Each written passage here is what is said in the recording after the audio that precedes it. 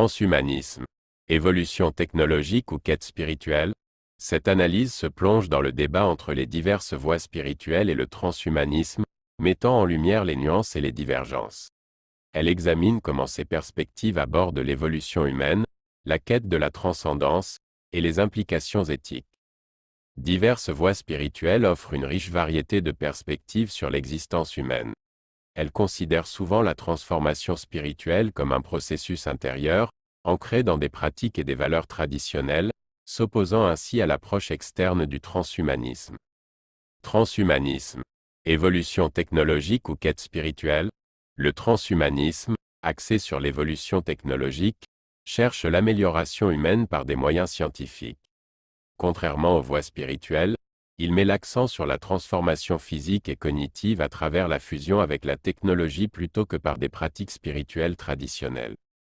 Les voies spirituelles, souvent enracinées dans des valeurs morales traditionnelles, soulèvent des questions éthiques liées à la manipulation humaine, insistant sur le respect de la nature et des limites divines.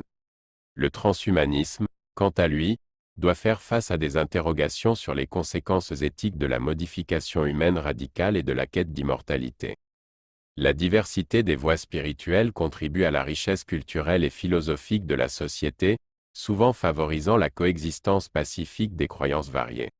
En revanche, le transhumanisme peut susciter des débats sociétaux sur la nature humaine, la justice sociale, et les inégalités potentielles liées à l'accès aux technologies avancées. Cette exploration factuelle met en évidence les diversités des voies spirituelles tout en les confrontant au transhumanisme.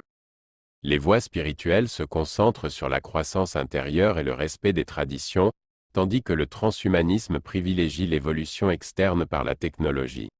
En fournissant une base objective, notre objectif est d'éclairer les auditeurs sur ces perspectives variées, encourageant ainsi une réflexion approfondie sur l'évolution humaine et les valeurs qui la guident.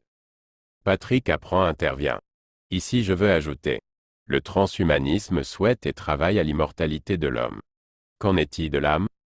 Par ailleurs, et si je considère que Milan Kundera, décédé, même si son œuvre m'est accessible à travers un livre, disons que ce soit « L'immortalité de l'être », eh bien ce n'est que son livre auquel j'aurais accès et non à lui.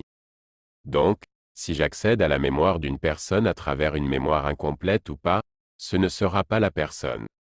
Un ordinateur qui compile l'information d'une vie n'est pas la vie d'une personne tandis que son âme s'il en est, n'est pas dans une barrette SSD, et n'est pas une barrette de mémoire qui en tout état de cause figera l'information qui est, ou était évolutive.